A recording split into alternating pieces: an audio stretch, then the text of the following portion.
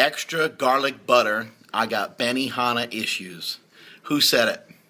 This is Mark Bell from SuperTraining.tv, Super Training Gym, the strongest gym in the West, answering more questions today for the Power Project, brought to you by thepowermagazine.com and howmuchyoubench.net. Speaking of thepowermagazine.com, I'd like to welcome aboard my boy, Kelly Starrett. I want to thank him for taking the time to write an article about head positioning and the values of it. You guys are going to love this article. It'll be out in the next issue of Power. It'll be the issue after A.J. Roberts. So it'll be a little while, but it'll be well worth the wait. Anyway, let's discuss this question here that we got from Doug. We'll just call him Ferloni or Ferroni. It's a lot more complicated than that. Let's see. Let me see if I can sound it out. I've never been good at that whole sounding out thing. I actually kind of missed that day at school. You ever miss when they have like an assembly at school? Remember, like, you'd kind of miss half the day because there was like an assembly, and you'd come to school. You faked being sick the day before, and you come to school just to find out that there really wasn't a whole lot of school. It was just a whole lot of messing around. You missed out on, like, a clown came to the school or some shit like that. You really screwed things up anyway. Anyway, this guy Doug F, we'll call him, F him. He wants to know, he's got a question about the deadlift. When working the deadlift, doing repetitions with submaximal weights around 80-90%, is it okay to touch and go, or should I attempt to stop the bar completely to be able to increase my 1 rep max? So just to explain it a little further, he's kind of referring to, kind of like bouncing off the floor or doing like a touch and go, versus resting the barbell on the floor and then restarting your pull.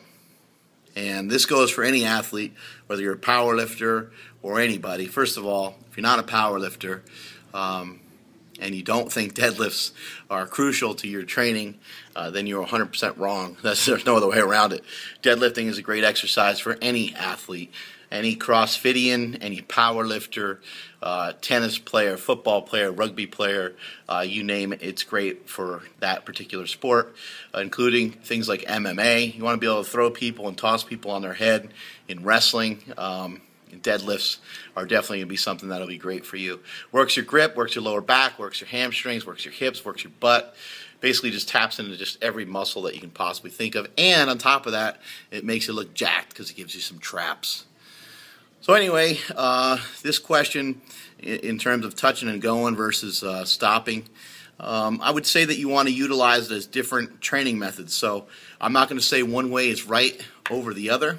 I will say that bouncing the weight off the floor would be a mistake, because that's going to basically, in a way, shorten up your range of motion or shorten up the tension. So if you're going to do a touch and go, I believe the point of doing a touch and go is to kind of keep tension on your body the entire time. So you want to kind of barely touch the ground and come back up, rather than like smash it on the floor with bumper plates and try to get it to bounce. Another way of looking at this, that I've never really heard anybody mention before, but it's something I've been thinking about, is the fact that you're in kind of a different position when you do rep number 2, because you already successfully pulled rep number 1, and you already broke inertia, you already broke the weight off the floor, and you're just in a little bit better position on rep number 2 than you are for rep number 1. It's like rep number 1 kind of pulls you slightly out of position, and rep number 2, the weight acts as kind of a counterbalance, and you're able to sit really far back and have a slightly different shin angle as you go to do rep number 2. So my suggestion would be, if you want to do touch and go, would be to use a slight deficit. And that would increase the difficulty of the lift just a little bit. It would increase the difficulty of rep number 1 for sure, but it would make rep number 2, rep number 3, rep number 4 similar to a regular 1 rep max. Just my opinion, something to think about. That increased range of motion is going to have you overcome a more difficult position. And overcoming difficult positions is important in powerlifting. I did some low box squats the other day, low for me anyway, And it just kind of showed me, you know what, like this is a piece of the puzzle that I've been missing. I've been injured, so I have not been able to do any of that kind of thing. And so by coming out of shitty positions, I call it lifting like shit. By coming out of these shitty positions, these low positions in things like a good morning or deficit deadlift where the barbell is basically resting on your feet, by overcoming and coming through these difficult spots, you're going to strengthen your body. Louis Simmons has said to me before that things that work for strength aren't necessarily all that safe. And a lot of times, the less safe the exercise, the better it can be for strength. So in terms of the depth of the squat and that kind of thing, and deficit deadlifts, they don't look like they're safe or doing a good morning to where your body is below perpendicular to the floor. That kind of stuff, it looks extremely dangerous, but it can build up a tremendous amount of strength. So that's something to keep in mind in your training. Now, when you stop and start again, I think that the stopping and starting again for pulling would kind of be more for people who struggle with their form, and it would be more for the beginning lifter just to kind of work on that first repetition. And I'd even suggest that they do a rep, put the bar down completely, stand up without the barbell, reset, and go again. So that way they're basically just getting multiple singles. But again, there'd be different training methods, and I'm not going to say one's better over the other. I'd say to utilize both. I personally utilize both styles in my training, and I really like it. And I really feel like my deadlift is moving again, which it was going in the gutter there for a little while. And speaking of my strength going in the gutter, a lot of that, some of that has to do with the diet.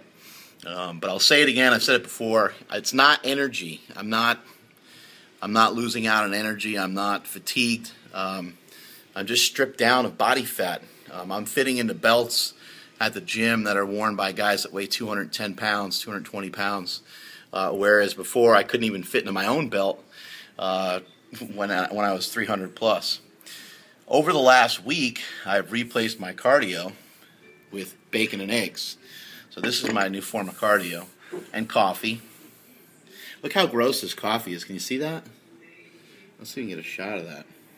Let me tilt it this way more so you can see. You see that? Let's see. There we go. It's got some floaters in there. That's coconut oil. A little bit of coconut oil, a little bit of raw butter. Sounds disgusting, and it kind of is disgusting. But coffee's disgusting anyway. Let's just admit it. Alcohol's disgusting, and we drink that too. Don't lie. Don't lie. It's gross. There's no other right way around it. Give some alcohol to a little kid, and they will spit that stuff as far across the room as possible. Give them a sip of coffee, and they'll do the same. Give them a sip of chocolate milk, and they will slurp down the entire thing. So the stuff tastes horrible anyway. I just threw in some healthy fats. They're saturated fats, but they're still good for you. I always say this too. I think that fat is a misleading word for dietary fat. It's just kind of been bastardized, and people think that it's just going to lead to you weighing 900 pounds. It's not true. So anyway, I think that pretty much concludes the repetitions on the deadlift, bouncing versus static pulling. You're going to want to use both styles in training. I would just record it, keep track of it. And everything always kind of reverts back to the intent of the day, the goal of the day. Another thing to keep in mind is when you're doing box squats correctly, they will transfer over well into your deadlifting, especially if you're a sumo puller. Get that stance out nice and wide, and really try to concentrate not only going wide, but getting your depth, getting proper depth. Jesse Burdick is a big fan of having his box squats help his deadlifting, as well as implementing some good mornings here and there, along with some conventional pulling. Jesse pulls sumo and meets and has successfully done an 810-pound deadlift, I think weighing about 260 or so. Speaking of deadlifts, November 3rd, the backyard meet of the century. It's going to be packed out. It's going to be insane, but it will be live streamed by my boy Jim McD. He'll be taking care of that at supertraining.tv. Can't make any promises. I mean, who knows? There might be a technical error, technical glitch, or whatever. And I can't make any promises on who is actually going to lift at the meet and who is not, because you never know what's going to happen last minute. But it looks like You know, everybody from Eric Lillibridge to Brandon Lilly to Stan Efferding and Dan Green, and the list goes on and on there. It looks like everybody's all set. Looks like everybody's all ready to rumble. Extra garlic butter. I got Benihana issues. Who said it? I'm Mark Bell, and that is it from supertraining.tv.